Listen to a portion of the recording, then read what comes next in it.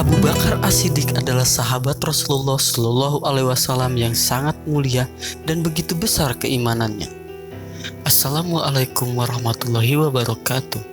Sahabat Al-Hariyah dan kaum muslimin yang dimuliakan Allah Subhanahu wa Ta'ala. Dalam kesempatan yang berbahagia ini, kita akan membahas kisah Abu Bakar As-Siddiq, Khilafah pertama, bagian 1. Abu Bakar As-Siddiq adalah Khalifah pertama Khulafaur Rasyidin dan merupakan tokoh besar di antara para sahabat Rasulullah Muhammad Sallallahu Alaihi Wasallam. Gelar As-Siddiq di belakang namanya merupakan pengakuan besarnya rasa iman di dalam dirinya. Ada sebuah contoh penting pada saat Nabi Sallallahu Alaihi Wasallam mengabarkan tentang perjalanan Isra dan Mi'raj yang dialaminya hanya dalam satu malam. Saat itu banyak orang yang mendustakan beliau. Bahkan ada pula orang Islam yang lemah imannya berbalik menjadi musyrik begitu mendengar kabar tersebut.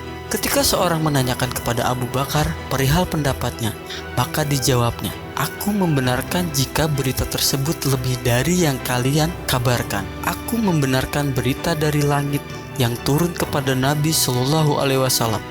Maka bagaimana mungkin aku tidak membenarkan beliau tentang perjalanan ke Baitul Maqdis itu?"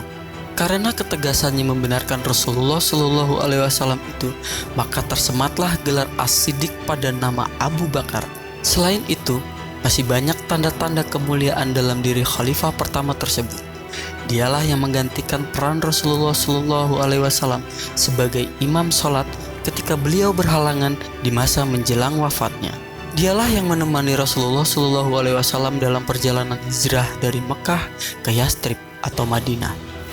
Dialah yang setia mendampingi baginda Shallallahu Alaihi Wasallam saat bersembunyi dari kejaran pasukan musyrikin Quraisy di Gua Sur. Saat itu begitu mencekam, Abu Bakar merinding dan menjadi orang yang sangat paling khawatir, bukan karena takut nyawanya terancam, melainkan cemas bila sampai orang-orang musyrikin itu dapat menangkap Rasulullah Shallallahu Alaihi Wasallam. Ketika itu Rasulullah Shallallahu Alaihi Wasallam menenangkan hati sahabatnya tersebut. "Wahai Abu Bakar, janganlah engkau mengira kita ini hanya berdua. Ketahuilah, yang ketiga adalah Allah Subhanahu wa Ta'ala yang melindungi kita." Peristiwa mengharukan ini diabadikan dalam Al-Quran surat At-Taubah ayat 40 yang terjemahannya, "Jika kamu tidak menolongnya Muhammad, maka sesungguhnya Allah telah menolongnya, yaitu ketika orang-orang kafir musyrikin Mekah mengeluarkannya dari Mekah, sedang dia salah seorang dari dua orang ketiga keduanya berada dalam gua.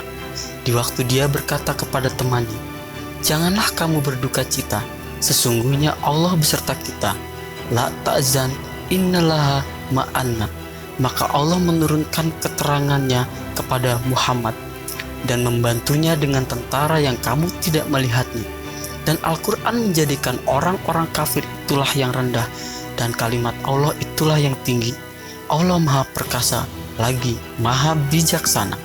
Rasulullah Shallallahu Alaihi Wasallam menerangkan dalam sebuah hadis betapa Abu Bakar termasuk satu dari 10 sahabat yang dijamin masuk surga. Hadis yang diriwayatkan dari Aisyah binti Abu Bakar itu bahkan menempatkan namanya di urutan pertama. Abu Bakar memang memiliki keistimewaan dalam hatinya.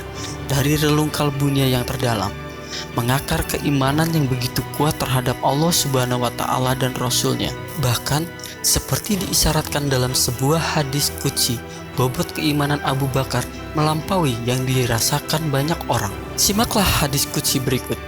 "Akulah Allah yang menjadi pendengaran yang dia, Abu Bakar, gunakan untuk mendengar, dan penglihatannya yang digunakan untuk melihat, dan tangannya yang digunakan untuk kekuatannya, dan kakinya yang digunakan untuk berjalan." Hadis riwayat Bukhari. Simak kisah selanjutnya, kisah Abu Bakar As-Siddiq, Khalifah pertama, bagian 2, di program berbagi dakwah dan syiar Al-Hariyah atau Bedah Sirah di Al-Hariyah TV YouTube channel. Wassalamualaikum warahmatullahi wabarakatuh.